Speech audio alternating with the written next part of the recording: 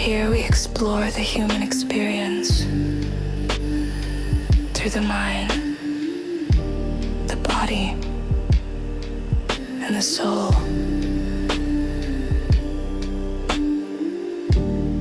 Mind Lounge is not about answers. It's about insight. Settle in. Open your mind. Let the conversation begin. I want you to try a little visualization exercise with me. It's a bit of a time travel experiment. Okay, I'm in. Close your eyes for a second. Let's go back to, say, 1995. You're sitting at the kitchen table. Mm-hmm. Maybe the radio's on, maybe you're getting ready for school, or maybe you're getting your own kids ready. What is sitting right there on the table? Oh, I can picture it perfectly. It's iconic. It's a big bowl of cornflakes, or maybe those little O's, you know? Yeah, the O's. And there's skim milk. It has to be skim milk because we're all being heart healthy. Of course. Then there's a glass of orange juice for the vitamin C, and probably 2 slices of wheat toast with a really, really thin scrape of margarine. Exactly. And looking at that table, looking at that whole spread, you felt good. You felt responsible. You were following the rules. 100%. The government told you this was the breakfast of champions. The poster on the cafeteria wall, the famous food pyramid, said that the foundation of your existence, the very base of your health, should be 6 to 11 servings of grains a day. 6 to 11 servings. Mm-hmm. When you say it out loud now, just in the cold light of day, it sounds like a challenge at a county fair. Right. Like a hot dog eating contest. Yeah. But for bread, it's an insane amount of food. It really does. It sounds physiologically impossible. But here's the kicker, and this is why we're here today. Imagine waking up this morning, looking at that exact same breakfast, and realizing that everything you thought was a health habit was actually a sickness habit. Yeah. Imagine finding out that the rules weren't just slightly off, they were completely, totally upside down. It's a profoundly disorienting feeling. It really is. It's like walking into your living room after a long day at work and finding all the furniture bolted to the ceiling. Yes. You don't know where to stand. You don't know what's real anymore. That is the perfect image. The furniture is on the ceiling, and that is what we are diving into today.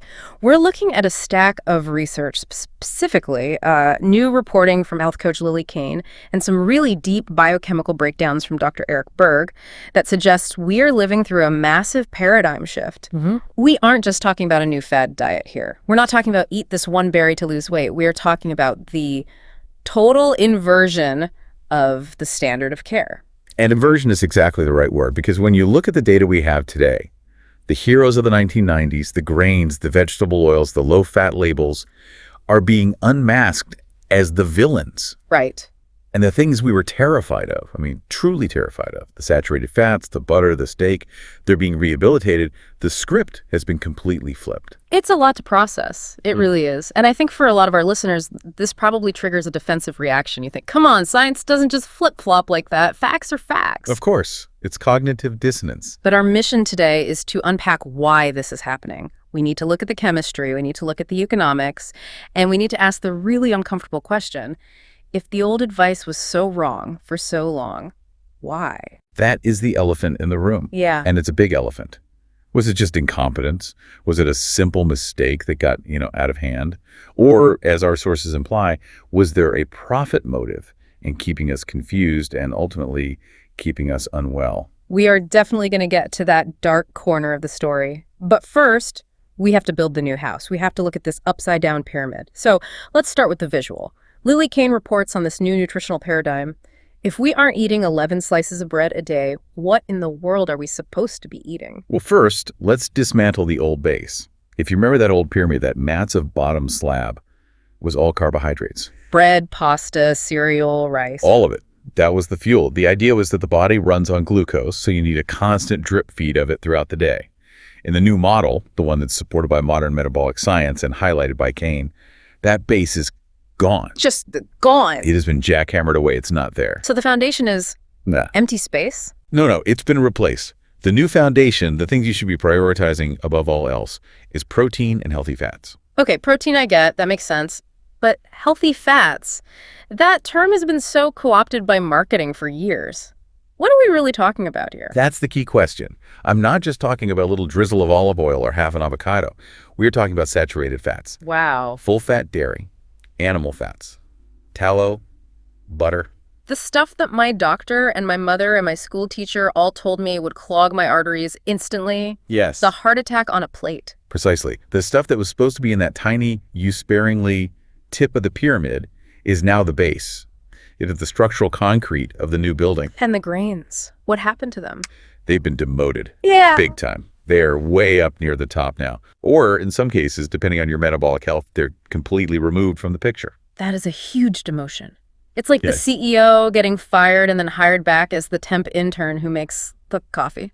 It's worse, actually, because there are some employees that were fired completely and told never to come back. Okay. The most shocking exclusion in this new pyramid isn't what moved, but what just vanished. Seed oils. Seed oils. Let's list some so people know exactly what we're talking about. Canola, corn, soybean, sunflower. Exactly. Cottonseed, grapeseed, rice bran oil, all of them. Gone. Completely absent from the recommendations. That's wild, because in the old way of thinking, these were the heart-healthy alternatives to butter. You were supposed to swap out your lard for Crisco. Mm-hmm. You're supposed to cook everything with Wesson oil because it was vegetable-based, which sounds so wholesome. It does. But in this new upside-down model, they're recognized for what they are. Highly processed, unstable, inflammatory agents. They don't have a place in the pyramid at all. They're viewed more as toxins than as actual food. That is going to be a very hard pill to swallow for people who have those heart-healthy stickers on their vegetable oil bottles right now. It feels like a betrayal. It does. But there was another shift I noticed in the notes on Lily Kane's report. It's about alcohol. Yes. This is another cultural pillar that's starting to crumble. For a long, long time, the advice was just moderation. Right, the French paradox. We all remember the French paradox, Yeah. right? The French eat cheese and drink wine, and they don't get heart disease, so the wine must be the cure. A glass of red wine a day is fine, maybe even healthy for the heart because of the resveratrol. Oh, I have definitely used that excuse. It's for the antioxidants I'm drinking to my health. We all have. But the new guidelines are pulling back hard on that. The consensus is really moving toward no amount is truly safe, or at the very least, strictly minimizing it. It's no longer viewed as a harmless indulgence, or certainly not as a health booster. So it's being recategorized. It's being categorized closer to a toxin that your liver has to process, which it is. It's not about judging people who drink, but that health halo that used to sit over a glass of red wine is definitely gone. So let's just recap the visual here. No seed oils, less booze, or no booze. The entire breadbasket is gone, and the new base is meat and butter. In a nutshell, yes. But here's the thing that caught my eye in the notes. This isn't just a diet for everyone, is it? It seems a lot more targeted than the old pyramid. That's a really key observation. The old pyramid was a one-size-fits-all mandate. It didn't matter if you were a linebacker for the NFL burning 5,000 calories a day or a librarian sitting at a desk for 8 hours. Right. Same advice. Same advice. Eat those grains. The new approach acknowledges that for populations with metabolic diseases, which, let's be honest, is a huge chunk of the modern world, low carb isn't a fad. It's a necessary medical intervention. So we're finally moving from everyone eat this because the government says so to what does your specific body actually need to function? Exactly. It's personalized nutrition based on metabolic reality. Yeah. But to really understand why this massive shift is happening, we have to look at the chemistry. We have to understand why we were so afraid of fat and why that fear was so deeply misplaced. Okay, this brings us to the rehabilitation of the villain. Saturated fat. I feel like I need to whisper it. Right. We've been trained for generations to fear it like it's a horror movie monster. Dr. Berg has some really interesting data on this. He mentions a study, a 40-year-old study, that completely contradicts the fat is bad narrative. This is one of those buried treasure moments in research, or maybe buried evidence is a better phrase. Woo, I like that better. Dr. Berg references a study that ran decades ago. It was a rigorous, randomized controlled trial comparing groups eating traditional saturated fats, so animal fats, butter against groups eating vegetable oils. And just to clarify, the hypothesis at the time was that the vegetable oil group would be the healthy ones, right? Oh, They absolutely. were doing the right thing. They were following the science of the day. Correct. That was the whole expectation. The lipid hypothesis, the idea that saturated fat raises cholesterol and that cholesterol causes heart attacks, was the governing dogma. It was gospel. So the researchers fully expected the butter eaters to, drop dead and the corn oil eaters to live forever. And what happened? The opposite, the complete opposite. The results showed that the vegetable oil group had nearly double the rate of heart attacks compared to the saturated fat group. Double. Wait, say that again? Nearly double the rate of heart attacks. That's not a margin of error. That's not a statistical anomaly. That's a massacre. It's statistically massive. And here is the real tragedy of it all. They didn't tell us. What do you mean they didn't tell us? How do you hide a result like that? It wasn't promoted. It wasn't splashed on the front page of the New York Times. It didn't fit the narrative of the time. The lipid hypothesis was a runaway train. Billions of dollars in food manufacturing, entire careers, academic reputations, all staked on fat is bad. This study was a boulder on the tracks. So they just ignored the boulder. They buried the data because it didn't fit the conclusion they had already decided on. And we lived with the consequences of that for 40 years. That is infuriating. Yeah. Deeply infuriating. But it makes sense why we're so confused now. We've been working with incomplete data this whole time. Exactly. Okay, let's unpack the chemistry here, because Dr. Berg doesn't just say eat fat because it tastes good. He breaks down why our bodies need it. He lists these specific acids that sound like something from a chemistry lab, but they're actually in our food. Right. We need to stop thinking of fat as just a blob of grease on a plate. It's a complex molecular structure. It is biological information. I like that, biological information. And Berg highlights 4 specific fatty acids that are absolutely crucial for human function. Let's start with caprylic acid. Caprylic. It sounds like a constellation, or maybe a superhero name? In a way, it is a superhero for your immune system. You find caprylic acid in coconut oil, in dairy fat, in nuts, and this is crucial in breast milk. Breast milk. Okay, evolution usually doesn't make huge mistakes with breast milk. That is the gold standard of nutrition for a new human. It is the gold standard. If nature put it in the perfect food for a newborn, a being with basically zero immune system of its own, it's probably pretty important. So what does it do? Caprylic acid's superpower is that it is antiviral. It helps the body fight off pathogens. It disrupts the lipid coating of certain viruses, making them vulnerable. So when we tell people to avoid full-fat dairy or to fear coconut oil because it has saturated fat, we're potentially depriving them of these antiviral compounds. Essentially, yes. Yeah. You are removing a layer of your innate immune defense. Then you have lauric acid. Okay. This is another heavy hitter found in coconut oil and breast milk. Again, massive immune support. It has powerful antimicrobial properties. It can fight bacteria and fungi. It seems like there's a really strong pattern here. Saturated fats and the immune system seem to be deeply linked. They are inextricably linked. We think of the immune system as just, white blood cells floating around. Right. But the fuel for those cells and the structure of those cells often comes from lipids. Right. Then we move to palmitic acid. Now, this one gets a bad rap in some circles because it's the most common saturated fat in our bodies and in the food supply. But Dr. Berg points out a critical, non-negotiable fact. Palmitic acid makes up 50% of your cell membranes. Wait, 50%, half. So half of the wall that holds all my cells together, my skin cells, my heart cells, my brain cells, is made of this stuff we've been told to avoid. Yes, your body uses it for structural integrity. Yeah. Think of it like the bricks in the wall of your house. If you try to eliminate palmitic acid from your diet because you're avoiding saturated fat, you are actively fighting your own biology. Wow. You're telling your body to build a house but refusing to supply the bricks. That is a great analogy, and if the walls are weak, the whole house crumbles. Exactly. Weak cell membranes mean weak protection for the cell. It means nutrients can't get in properly and toxins can't get out effectively. It compromises everything. Okay, and what's the last one? The last one is butyric acid. This one is fascinating. I've heard of this in relation to gut health. Butyrate. It is the holy grail of gut health. Butyric acid, or butyrate, is the primary fuel source for the cells of your colon, the colonocytes. They don't run on sugar. Your colon cells don't run on glucose like most other cells. They run on butyrate. If you have gut issues, leaky gut, celiac, IBS, any kind of inflammation, it's highly likely that your colon cells are starving for butyric acid. And where do we get it? Butter. Just butter. It's that simple. Good old-fashioned butter. The word butyric actually comes from the Latin word for butter, butyrum. Now, your gut microbes can make some of it for you if you eat a lot of fiber, but dietary sources like butter are direct fuel. It's like putting high-octane gas directly into the tank of your gut lining. So, just to recap Dr. Berg's list here, we have immune defense, antiviral properties, cell structure integrity, and gut health. all coming from the fats we were told to cut out of our diet for 40 years. It makes you wonder how much of modern chronic illness is just a deficiency of these essential building blocks. That is a profound thought. And that's not even touching on the hormonal aspect of all this. All right. Berg emphasizes that saturated fats are precursors.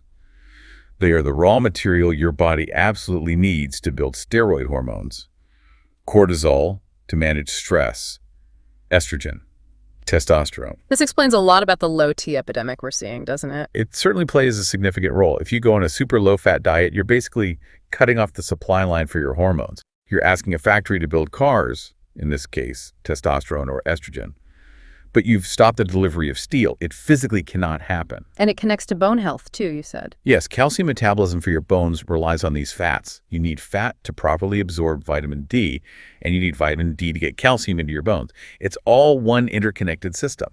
Okay, I'm sold on the fat, past the butter, but there is a catch. I recall Dr. Berg mentioning a deadly combination. We can't just eat sticks of butter while chasing them with donuts, right? That is the critical caveat. And this is where people get into trouble and where the confusion comes from. Saturated fats are healthy unless they're combined in large amounts with refined starches and sugars. Why is that? When you mix high fat with high sugar, you create a metabolic disaster. You create something called the Randle cycle effect, where your body can't decide what to burn for fuel, so it ends up just storing everything as fat, and inflammation skyrockets. But the fat isn't the arsonist in that fire. The sugar and the starch are. Which leads us perfectly to the next villain in our story. And surprisingly, it's not table sugar. We all know sugar is bad. We've had that drum beaten for us for a decade. But there's something sneakier out there. The stealth bomber of nutrition. Industrial starch. Dr. Berg calls this the #1 most dangerous carbohydrate in the entire world. And he's very careful to distinguish it from sugar. Industrial starch flies under the radar because it doesn't always taste sweet. It's savory. It's used for texture.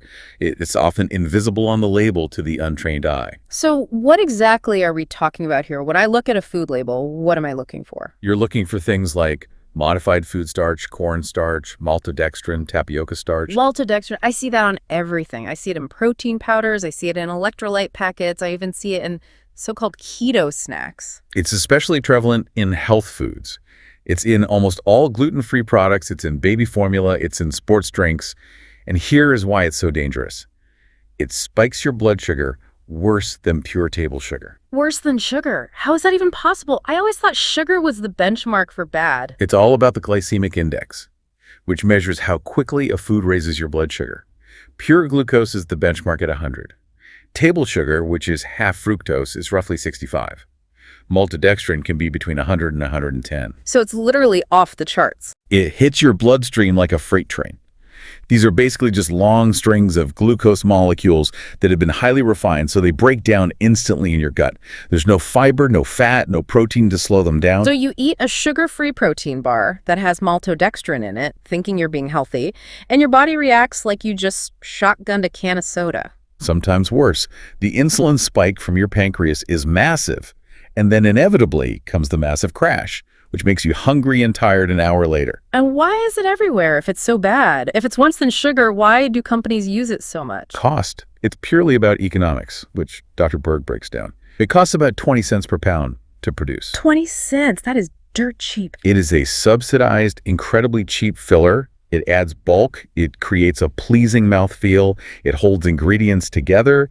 It dramatically increases the shelf life of a product. It keeps the cost of goods sold incredibly low for the food giants. So they just pump it into everything? Everything. Yeah. The source estimates the average person in the Western world is consuming between 65 and 250 pounds of this stuff a year. Wait, did you say 250 pounds? Up to 250 pounds a year for some people. That is the weight of another human being. A human body weight of starch every single year. It's a staggering amount of filler. We're basically eating packing peanuts made of glucose. And the biological chaos it creates, it must be significant. It's huge. Berg directly links it to type 2 diabetes, fatty liver disease, insulin resistance, and visceral fat. That's the really dangerous fat that grows around your organs. Yeah. But he mentioned something else that is really scary. Small, dense LDL. Okay, we need to clarify this. Yeah. Because people hear LDL and they immediately think bad cholesterol. All right. It's been branded as the bad guy. Yeah. But in the world of modern lipidology, we know that particle size matters a lot. Okay. Big, fluffy LDL particles, we can call them type A, are generally benign. They float through your arteries like big beach balls. They don't easily get stuck. Small, dense LDL particles type B are like tiny BB pellets. They can penetrate the arterial wall, get stuck, oxidize, and cause inflammation and plaque buildup. Industrial starch is a primary driver of the production of those small, dense, dangerous particles. So the starch is what makes the cholesterol dangerous. It's not the cholesterol itself. Exactly. It modifies your cholesterol profile for the worse. It takes something your body uses for vital functions and turns it into a weapon against you. And yet the stuff is classified as food. Well, Berg makes a compelling argument that it really isn't food in the biological sense. Food is supposed to sustain life, provide building blocks for growth and repair. This stuff is just energy toxicity.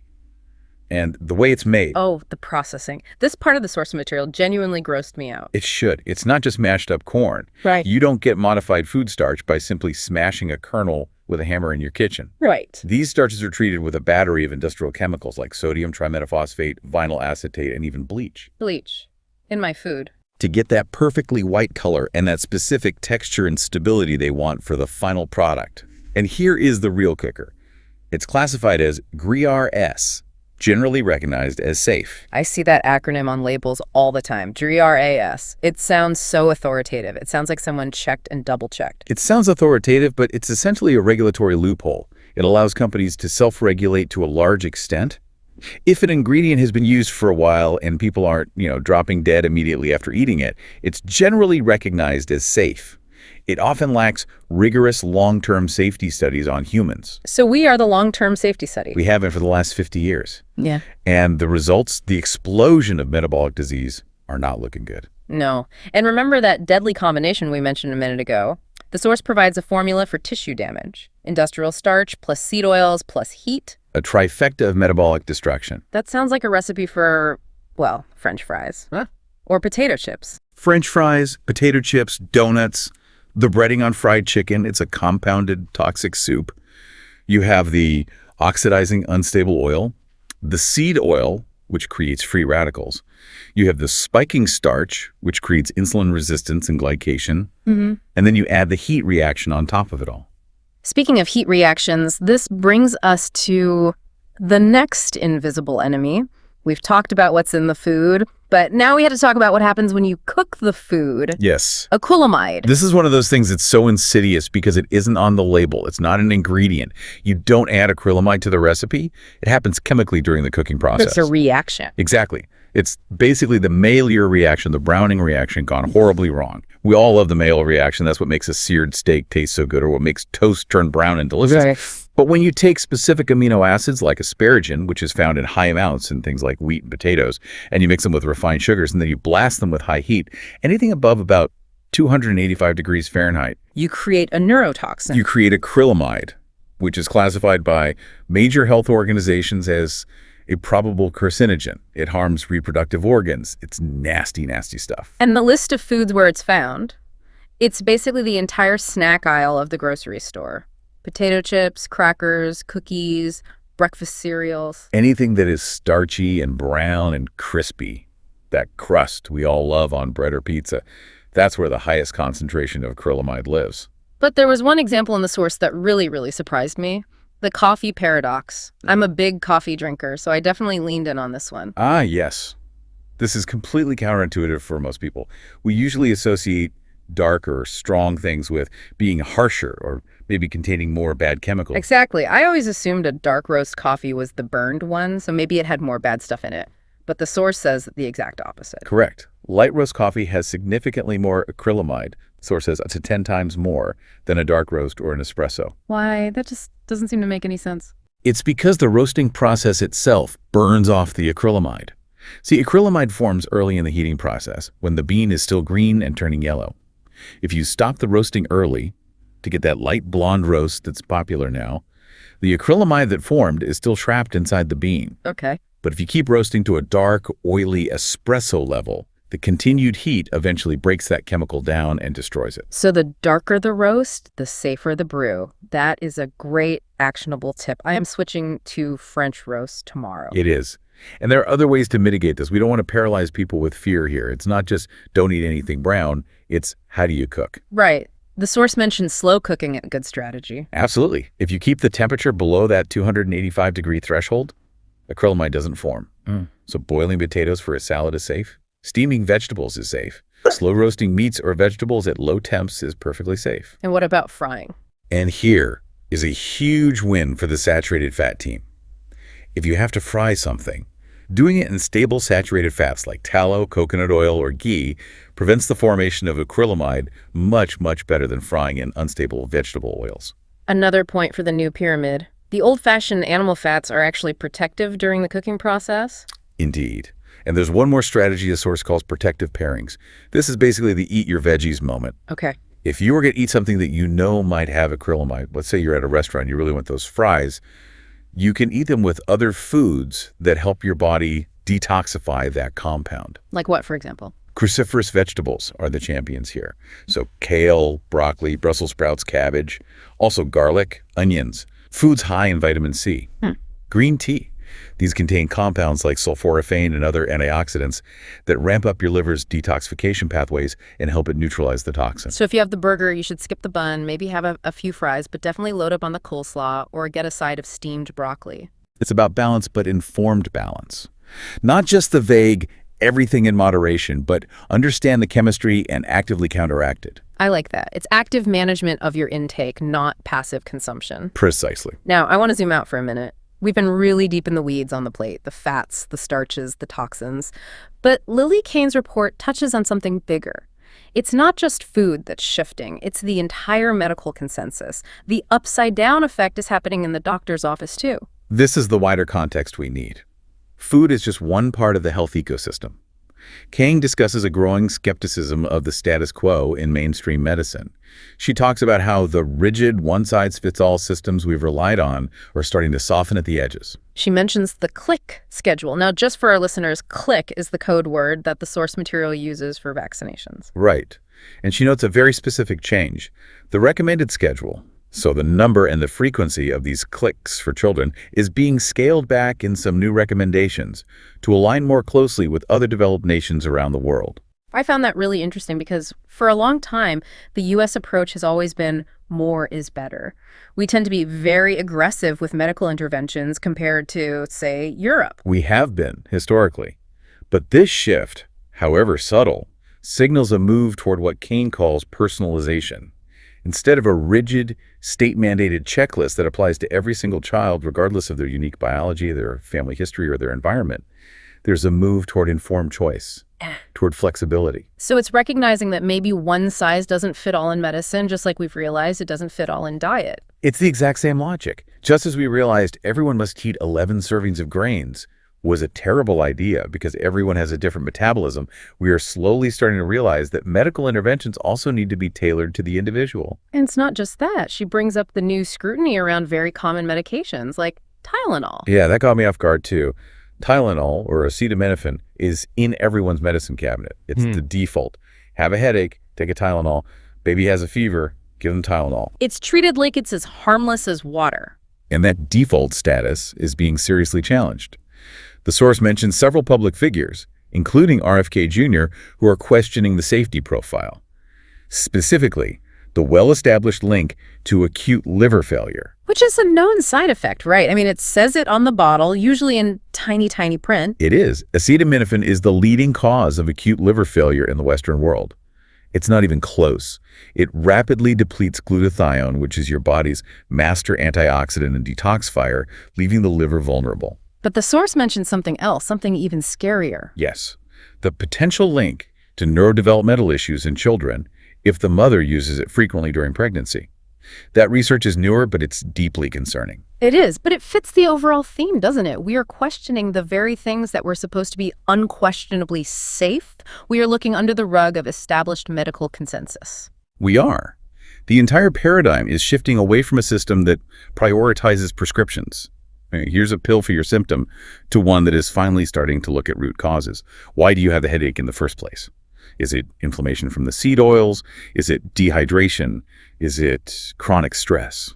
It sounds like we're trying to move from a sick care system to an actual healthcare system. Which brings us to the ultimate question you posed right at the very beginning of this deep dive. The why. The why.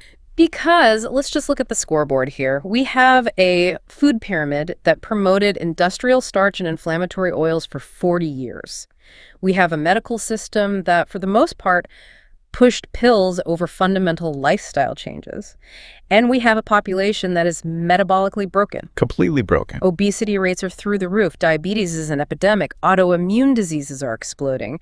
Was this all just a giant collective accident? Was it just, oops, we didn't know better at the time? It's very, very hard to argue it was purely accidental when you look at the economics of the situation. Follow the money, as they always say. Okay, let's follow it.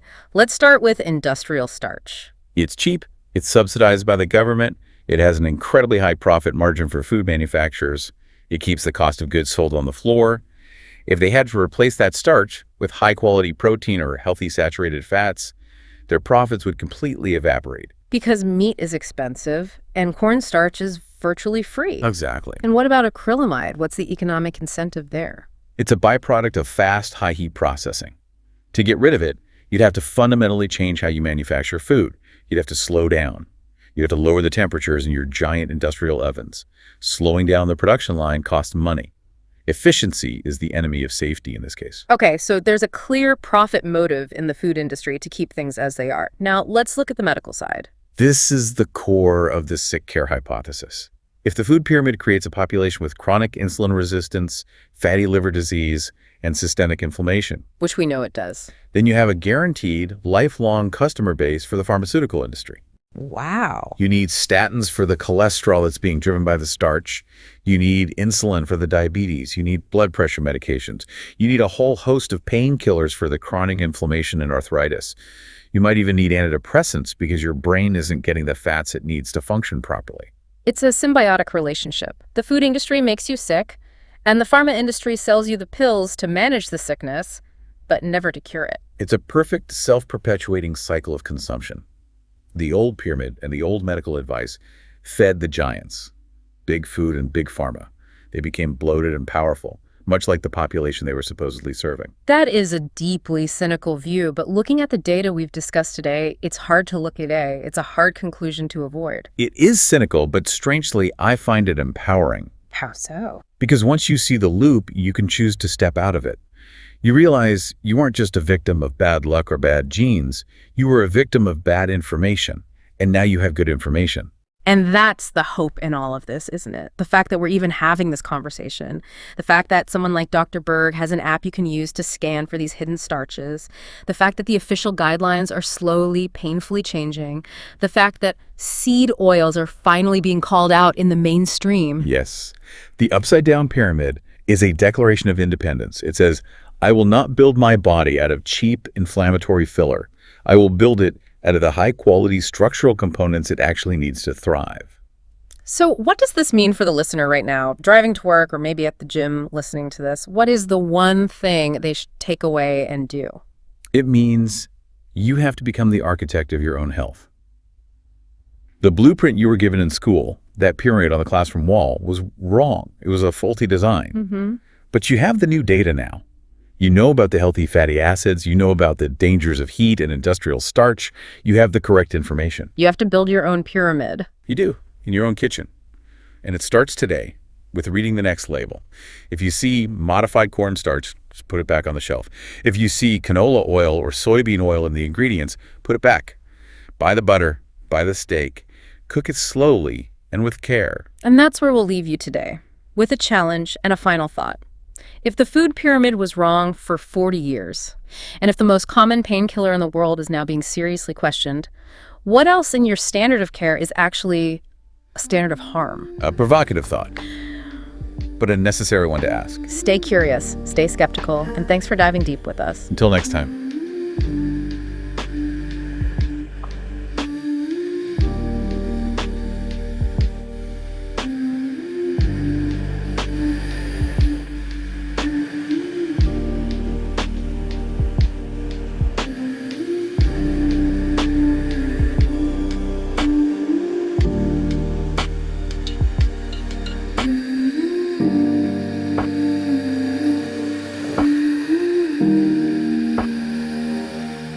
Mm-hmm.